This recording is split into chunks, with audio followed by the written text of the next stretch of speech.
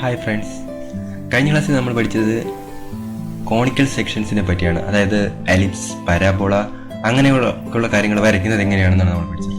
ഈ ക്ലാസ്സിൽ നമ്മൾ പഠിക്കാൻ പോകുന്നത് ഫില്ലറ്റ്, ചാംഫർ എന്നീ രണ്ട് ടൂളുകളെ പറ്റിയാണ്. ഈ ഫില്ലറ്റും ചാംഫറും എന്ന് പറയുന്നത് നമ്മൾ ഒരു ഡിസൈനിങ് സമയത്ത് നമുക്ക് ഒഴിച്ചുകൂടാനാവാത്ത കാര്യമാണ്. കാരണം എന്ന് വെച്ച് കഴിഞ്ഞാൽ ഈ ഷാർപ്പ് എഡ്ജസ് ഒക്കെ നമുക്ക് അവോയ്ഡ് ചെയ്യേണ്ട ആവശ്യമുണ്ട്. നമുക്ക് ഏതെങ്കിലും ഒരു സാധനത്തിൽ ഷാർപ്പ് എഡ്ജസ് വന്നു കഴിഞ്ഞാൽ അവിടെ നമുക്ക് ആക്സിഡൻറ്റ് ഉണ്ടാവാനും ഒക്കെ ഉള്ള ചാൻസുകളുണ്ട്. അതുകൊണ്ട് നമ്മൾ ആ ഭാഗങ്ങൾ ഒന്നുകിൽ ഫില്ലറ്റ് ചെയ്യും, അല്ലെങ്കിൽ ചാംഫർ ചെയ്യും. ഫില്ലറ്റ് എന്ന് വെച്ച് കഴിഞ്ഞാൽ ഒരു പർട്ടിക്കുലർ റേഡിയസിൽ നമ്മൾ ആ എഡ്ജ് നമ്മൾ ഗ്രൈൻഡിങ്ങോ അല്ലെങ്കിൽ വേറെ എന്തെങ്കിലും ചെയ്ത് നമ്മൾ ആ ഭാഗം ഒരു കർവ് പോലെ ആക്കും. അല്ലെങ്കിൽ നമ്മളതിനെ ഒരു പർട്ടിക്കുലർ ആംഗിളിൽ ചാംഫർ ചെയ്ത് കളഞ്ഞേക്കും. അപ്പോൾ നമുക്ക് ആ ഷാർപ്പ് എഡ്ജ് ഒഴിവാക്കും. ഇപ്പോൾ ഷാർപ്പ് എഡ്ജ് ഉണ്ടെങ്കിൽ ഉള്ള കുഴപ്പമെന്ന് വെച്ച് കഴിഞ്ഞാൽ നമ്മൾ അതുവഴിയൊക്കെ പാസ് ചെയ്ത് പോകുമ്പോഴത്തേക്കും നമ്മൾ ഡ്രസ്സുകൾ അതിൽ കയറി ഉടക്കി ഏതെങ്കിലും പാർട്സിൽ കയറി ഉടക്കാനുള്ള ചാൻസ് ഉണ്ട്. അല്ലെങ്കിൽ നമ്മുടെ ശരീരഭാഗങ്ങൾ അവിടെ തട്ടി മുറിവേൽപ്പിക്കാനുള്ള കാര്യങ്ങളുണ്ട്. അപ്പോൾ ആക്സിഡൻറ്റുകളൊക്കെ ഒഴിവാക്കാനൊക്കെ ഈ ഫില്ലറ്റും ചാംഫറും നമുക്ക് ഒരുപാട് ഹെൽപ്പ് ചെയ്യുന്നുണ്ട്. അപ്പോൾ ഇത് എഞ്ചിനീയറിംഗ് ഡിസൈനിൽ നമ്മൾ അതിനെക്കുറിച്ച് കൂടുതൽ ഡീറ്റെയിൽ ആയിട്ട് നോക്കാറുണ്ട്. അപ്പോൾ ഇന്ന് നമ്മൾ പറയാൻ പോകുന്നത് ഫില്ലറ്റ് അല്ലെങ്കിൽ ചാംഫർ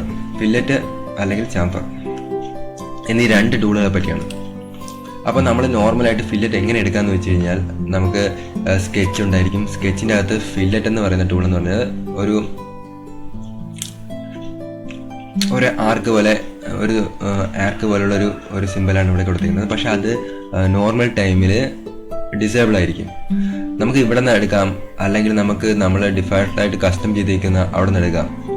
അപ്പോൾ ഇത് നോർമൽ ടൈമിൽ അത് നമുക്ക് ബാക്കി നോക്കുമ്പോഴത്തേക്ക് മനസ്സിലാക്കാം ബാക്കി എല്ലാ കളറും നീലയാണ്. അപ്പോൾ അതിൻ്റെ അർത്ഥം അതൊക്കെ എനേബിൾ ആണ്, അത് മാത്രം ഡിസേബിൾ ആണ്. അതിനുള്ള കാര്യം എന്ന് വെച്ച് കഴിഞ്ഞാൽ ഈ ഫില്ലറ്റും ചാംഫറും ഒക്കെ എന്ന് വെച്ച് കഴിഞ്ഞാൽ നമ്മളൊരു ഡ്രോയിങ് വരച്ചിട്ട് ആ ഡ്രോയിങ്ങിൽ ചെയ്യുന്ന കാര്യങ്ങളാണ്, അല്ലാതെ ഡ്രോയിങ് വരയ്ക്കാൻ വേണ്ടി ഉപയോഗിക്കുന്ന ഒരു കാര്യമല്ല.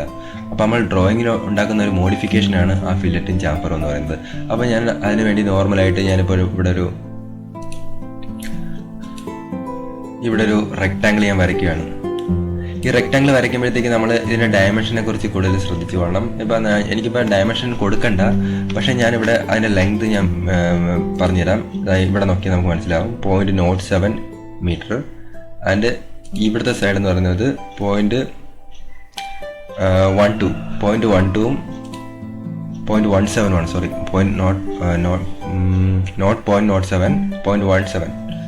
മീറ്റർ ആണ്.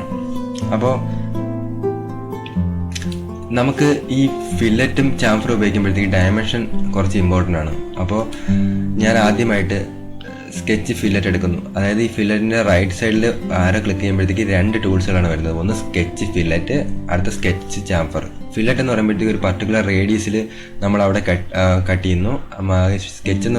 ചാംഫർ എന്ന് പറയുമ്പോഴത്തേക്ക് ഒരു പർട്ടിക്കുലർ ആംഗിളിൽ കട്ട് ചെയ്യുന്നു. നമുക്ക് സ്കെച്ച് ഫില്ലറ്റ് കൊടുക്കാം.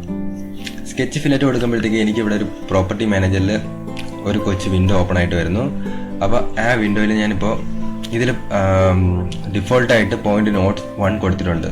ഓക്കെ, ഞാനപ്പോൾ ഇതിൻ്റെ ഈ എഡ്ജിൽ ഞാൻ ക്ലിക്ക് ചെയ്യുമ്പോഴത്തേക്കും ഓട്ടോമാറ്റിക്കലി 0.01 റേഡിയസിൽ ഒരു ഫില്ലറ്റ് ഫോം ആവുന്നു. ഓക്കെ, ഇനി ഞാൻ വീണ്ടും ഇവിടുത്തെ വാല്യൂസ് കൂട്ടാൻ പോവുകയാണ്. 0.01 മാറ്റിയിട്ട് ഞാൻ 0.1 കൊടുത്തു നോക്കുകയാണ്.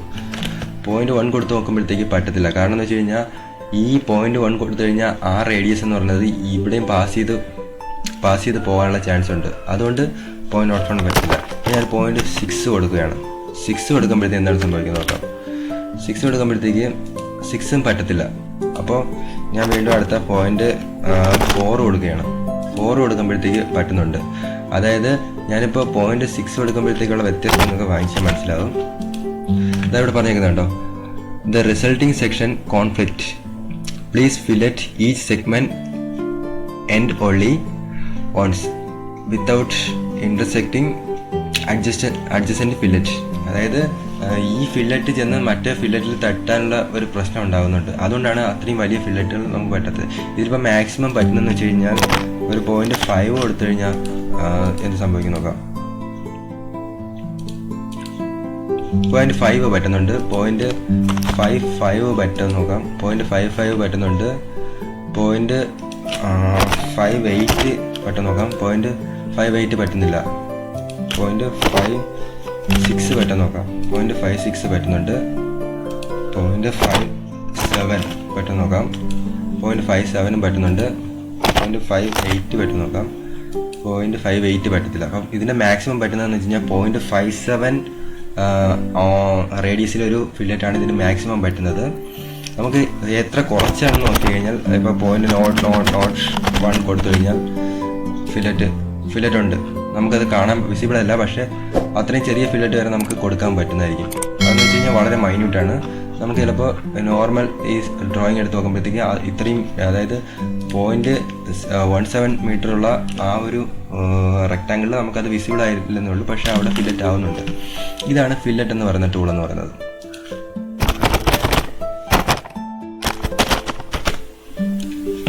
ഇനി അടുത്തതായിട്ട് നമ്മൾ പഠിക്കാൻ പോകുന്ന ടൂൾ എന്ന് പറയുന്നത് ചാംഫർ എന്ന് പറയുന്ന ടൂളാണ്. ഈ ചാംഫർ എന്ന് പറയുന്ന ടൂളും നമുക്ക് നോർമൽ കേസിൽ ഡിസേബിൾ ആയിരിക്കും. നമ്മൾ ഏതെങ്കിലും ഒരു ഡ്രോയിങ്സ് വരച്ചതിന് ശേഷം നമുക്ക് നോക്കുമ്പോഴത്തേക്ക് മനസ്സിലാവും ചാംഫർ എന്ന് പറയുന്ന ടൂള് വർക്കിംഗ് ആണോ അല്ലേ എന്ന്.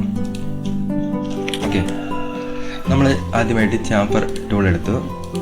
ചാംഫർ ടൂൾ എടുക്കുമ്പോഴത്തേക്ക് ഒരു പ്രോപ്പർട്ടി മാനേജർ വരുന്നു.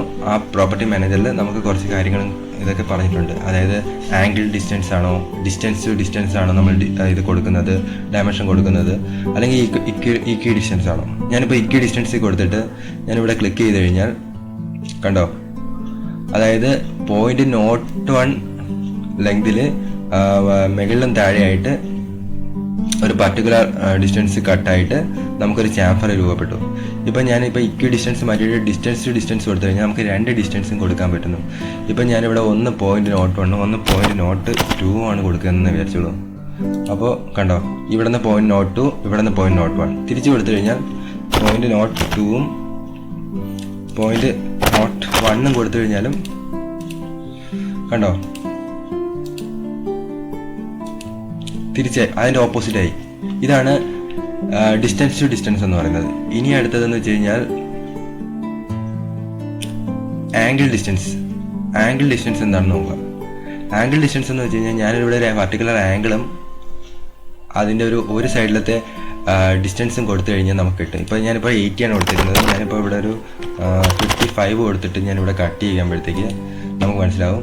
കണ്ടോ, ഇവിടെ നിന്ന് 55 ആംഗിളിൽ ഒരു ആംഗിളിലും 0.02 ഡിസ്റ്റൻസിലും ഒരു ചാംഫർ ഫോം ചെയ്തു. ഇതാണ് ഇതിൻ്റെ പ്രത്യേകത എന്ന് പറയുന്നത്. ഇങ്ങനെയുള്ള 3 വെറൈറ്റീസാണ് ഉള്ളത്. ഇപ്പം ഞാനതൊരു റെക്ടാങ്കിൾ വരച്ച് കാണിച്ചു തരാം. പക്ഷേ ഈ കാര്യങ്ങളൊക്കെ ചെയ്യുമ്പോഴത്തേക്ക് നമ്മുടെ ഡയമെൻഷൻ ഇമ്പോർട്ടൻ്റ് ആണ്. ഡയമെൻഷനെ പറ്റി ശ്രദ്ധിച്ചോളണം. കാരണം ഡയമെൻഷൻ്റെ വാല്യൂസിനെക്കാട്ടി കൂടാൻ പാടില്ല. ഞാനിപ്പോൾ ഇതിൻ്റെ ഡിസ്റ്റൻസ് എന്ന് പറയുന്നത് ഇപ്പോൾ എനിക്കിവിടെ നോക്കിക്കഴിഞ്ഞാൽ മനസ്സിലാവും 0.24 ആണ്. ഇതിൻ്റെ ഡിസ്റ്റൻസ് എന്ന് വെച്ച് കഴിഞ്ഞാൽ 0.52 ആണ്. അപ്പോൾ ഞാൻ ഇവിടെ ചാംഫർ ഉണ്ടാക്കാൻ പോവുകയാണ്.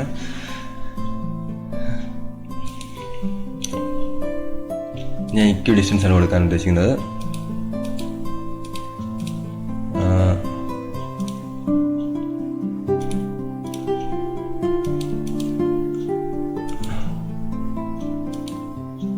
ഈക്വൽ ഡിസ്റ്റൻസ് ആണ് കൊടുക്കാൻ പോകുന്നത്. ഇവിടെ 0.02 കൊടുത്തു. ഇനി ഞാൻ 0.52 കൊടുക്കുകയാണ്.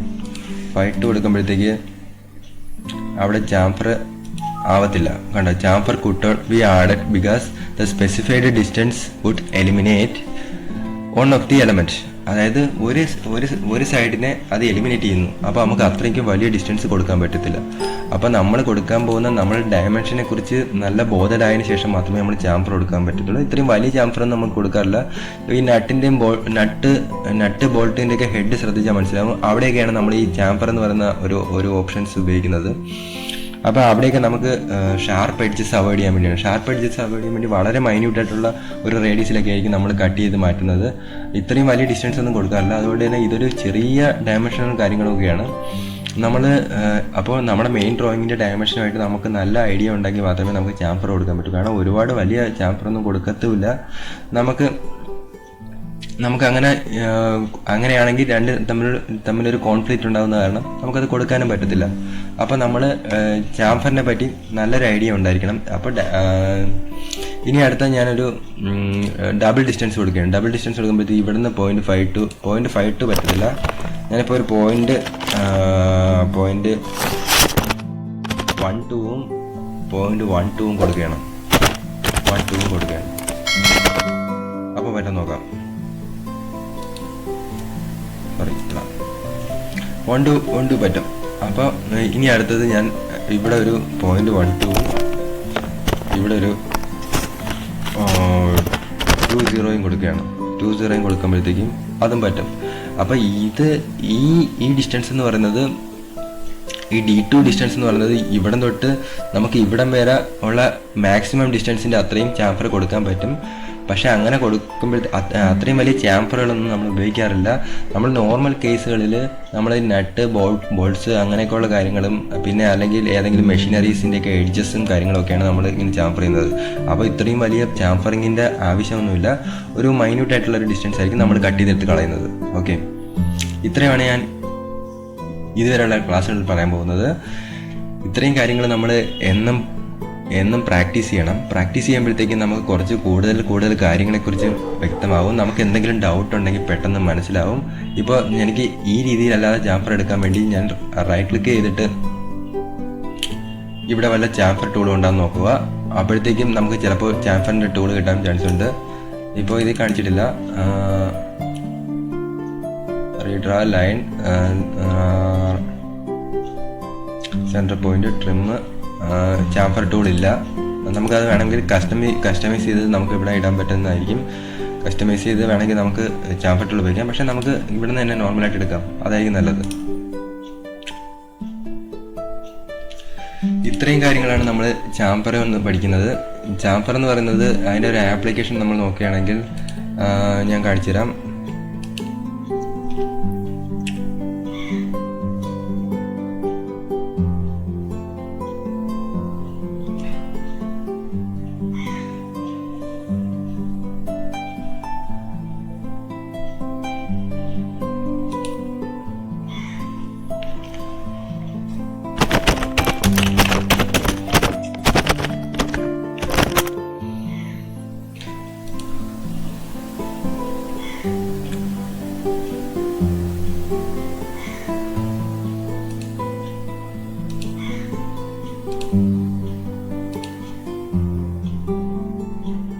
കണ്ടോ, ഈ ഒരു ഫിഗർ നമുക്ക് നോക്കുമ്പോൾ മനസ്സിലാവും. അതുകൊണ്ട് ഇതിൻ്റെ ഈ എൻഡ് കണ്ടോ, ഇവിടെയാണ് നമ്മൾ ചാംഫറാണ് ചെയ്തേക്കുന്നത്. ഈ സൈഡിലൊക്കെ നമ്മൾ ചാംഫറാണ് ചെയ്തേക്കുന്നത്. അതായത് ഈ നട്ടിൻ്റെ ബോൾട്ടിൻ്റെയൊക്കെ ഷാർപ്പ് എഡ്ജ് വരുന്ന ഭാഗങ്ങളിലൊക്കെ നമ്മൾ ചാംഫർ ചെയ്യാറുണ്ട്. ഇതാണ് ഈ ചാംഫർ എന്ന് പറയുന്ന ടൂളിൻ്റെ പ്രത്യേകത. ഈ നട്ടിലും ബോൾട്ടിലും മാത്രമല്ല, മെഷീനറീസിലും മറ്റു കാര്യങ്ങളിലൊക്കെ നമ്മൾ ചാംഫർ ചെയ്യാറുണ്ട്. ഷാർപ്പ് എഡ്ജ് ഉണ്ടാകുന്ന എല്ലാ പോർഷനിലും ചാംഫർ അല്ലെങ്കിൽ ഫില്ലറ്റ് എന്ന് പറയുന്ന ഒരു ഓപ്ഷൻ നമ്മൾ ഉപയോഗിക്കാറുണ്ട്. ഇത്രയുമാണ് നമ്മൾ ഇന്നത്തെ ക്ലാസ്സിൽ പഠിക്കാൻ പോകുന്നത്. ഓക്കെ, ഇത് നമ്മൾ 2 ഡയമെൻഷണൽ ചാംഫറാണ് പഠിക്കുന്നത്. പക്ഷേ നമ്മൾ മോഡലിംഗ് വരുമ്പോഴത്തേക്ക് അതിൽ 3 ഡയമെൻഷനിൽ വരുമ്പോഴത്തേക്ക് അതിലും ചാംഫറും ഫില്ലറ്റും ടൂളുകളുണ്ട്. അത് നമുക്ക് വഴിയെ മനസ്സിലാക്കാം. Okay, thank you friends.